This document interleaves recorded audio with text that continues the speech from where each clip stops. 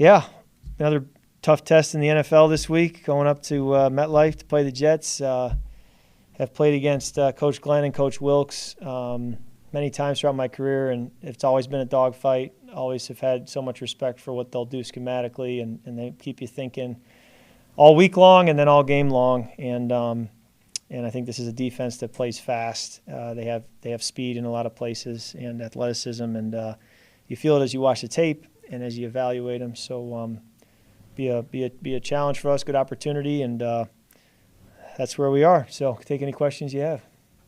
Have you talked to Coach Ulbrich just about what he's seen from those strengths, weaknesses, guys? Yeah, we went over the personnel today, not with Coach Ulbrich. He was in his meeting, but put in my notes to connect with him at some point this week because he certainly knows everybody there and many of their best players. You know, he was the one bringing them in or developing them, and Sherwood, the leading tackler last year in the league at middle linebacker. I mean, really played well in Coach Ulbrich's scheme. So it would be good to connect with him before the week's over. How are you feeling now that you've had a few days to really look over the tape from last Sunday's game?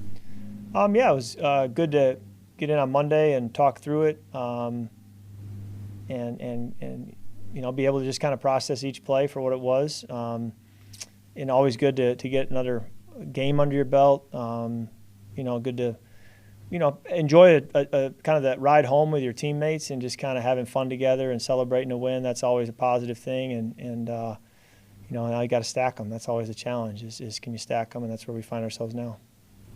Do you have any thoughts about the difference between the pistol and under center alignment and whether they're positives or minuses? Yeah.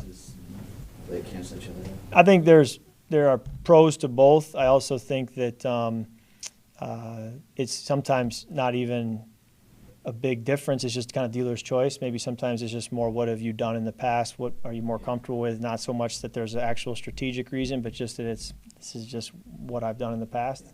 There's some of that.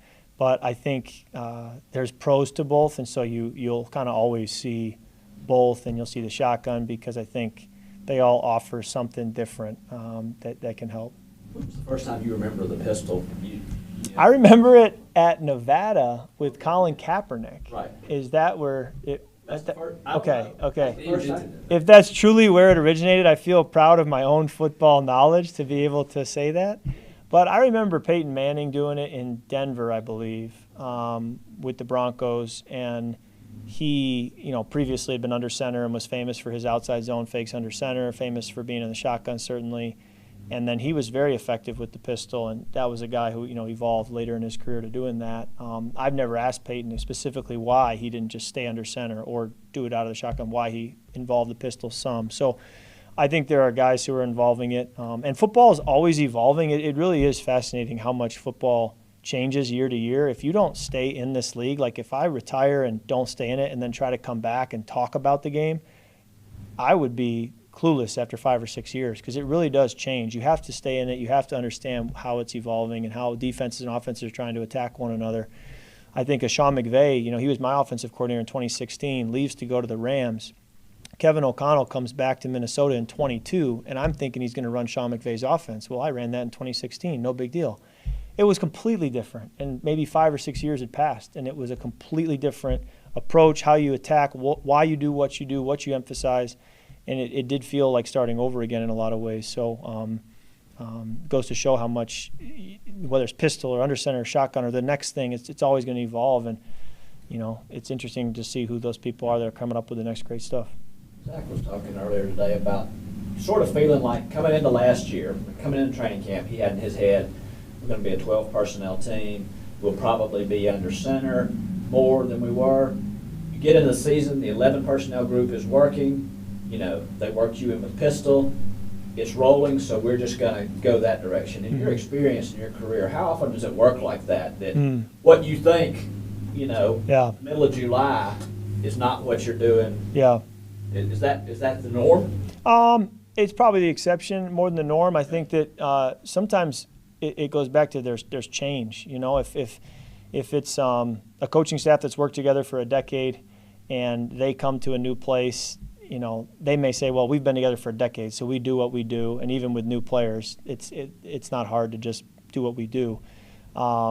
Even easier to keep doing what you've been doing when it's the same players and the same coaches. But I think when you have new players and a coaching staff that's kind of assembling for the first time, I think that's a recipe for saying, hey, this is going to take a moment to figure out who are we, how do we win, what is the 2025, 2024 Falcons offense, and that's not something you can just snap your fingers and create. You can have an idea, you can work through it, but it's a process, and I think it always will be. But the more time we have together on task, I think the more you start to kind of nail that down. What's your relationship with KJ Osborne? Yeah, we played together for, I want to say, 3 years before I tore my Achilles, and just really like him as a player, as a person. We've had a lot of production together, and I just think he's a very capable player in a lot of different facets, kind of a Swiss Army knife where you can ask him to do a lot of things and he'll be able to handle them. So, and then you just have that comfort level from having played with him before too. I don't know if this happened or not, but did Terry come ask you about him, or just? No. I think with receivers going down, I just think there's always workouts happening, always guys coming in, and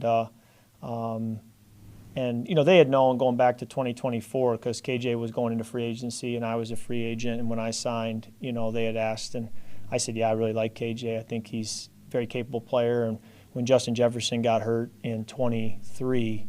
And we didn't have him for a few weeks, we had to ask a lot more of KJ. We had to do the same with KJ in 2021. We had to ask a lot more of him. And every time we did ask a lot more of him, he always stepped up, and you didn't really feel the pain of losing Justin Jefferson because you had guys who could step in and carry the weight. And so that always spoke volumes to me of what, KJ can do. So in the instance, we're assuming that obviously Drake's not going to play on Sunday just based off of comments from Raheem. So is that a guy that you think that you could potentially rely on? Should he be called up from the practice squad? You definitely can rely on him. I think the challenge, and I told this to KJ, was there's so many guys I do feel we can rely on.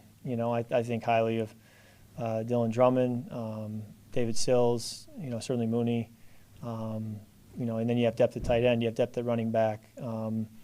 And then you have Chris Blair, who's done a great job on our practice squad and on our twos and training camp. So just a lot of players that you feel have earned the right, proven themselves. But KJ's certainly one of those guys as well. And you think of Casey Washington. There's just a lot of names that are good athletes, good players who have worked really hard and done a great job and that you trust.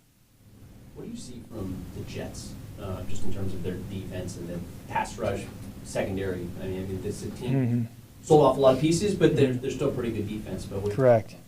Yeah, I think what you just said, a good defense with playmakers at all three levels, with a great coach, both in Coach Wilkes and in Coach Glenn, and they play with speed. And I just think that last year they were probably a bit of an underrated defense because there was so much attention around the offense or around some of the changes that happened there. But I think pretty highly of their group. A curveball. Okay. Do you remember moments in your career being awed by the strength of the lineman, just the physical strength? Yeah, probably more so even just the athleticism. I remember Trent Williams, like when I was a rookie, and someone said he's 320 pounds and can run a 4.65 or a 4.7. It was like, how does that work? How do the physics of that work? I remember going into the weight room my rookie year, and at Michigan State, the dumbbells maybe went up to 120-pound dumbbells. And I'm maybe making up these numbers, but I remember watching some D linemen and some O linemen in my rookie year lifting with like 190-pound dumbbells. And I was like, I don't remember seeing those at Michigan State. And correct, you're right. Like I remember standing there my rookie year one time, and the nose guard had subbed out, who was a veteran nose guard. And he stood next to me as he was catching his breath. And I kind of looked over and up at him and thought, we didn't have anybody who looked like him at Michigan State, like 325 pounds, like not fat, like just a house. And I also kind of thought like, and he's coming after me, and I run a 4.8, 4.9, like this isn't good. So somehow we found a way to make it 14 years. But yes, sometimes during TV timeouts, I try not to look at the defense. When we're standing there, two huddles standing next to each other, because if I look at them, I'll start to get intimidated, looking up at these guys and how big they are. And it's like I just have to ignore them and like they're not there and just treat them as X's, because if you really look at their athleticism and their strength, it's pretty imposing. It just seems like it seems like sometimes we take it for granted that Yeah. how not normal. The other thing that's funny is in the off season, normal sized people. Yeah. Like on the bye week, I went back to Michigan and I'm walking around and I'm taller than most people, or I'm, feel like everybody's small. I'm looking down at people, and I'm used to in the locker room always it's just normal to be around 6'7", 300-pound people all the time. Yeah. So the strength coach came up to me one day and he said to me, Kirk, I was noticing that you don't look that good physically around here, but like if you were just in public, you're pretty jacked. And I said, I'll take that as like a backhanded compliment. He basically said, you have no physique, except if you were to leave this building, you would. So. That's very. Avery Williams was talking about, Yeah. just feeling like a tiny guy. He's Yeah, he's shorter, but getting out of especially the here. world, Right. he'd feel better about himself. Right. Okay. Anything else? All right. Thank you, Kirk. Thanks, guys. Appreciate it. Kirk, yeah.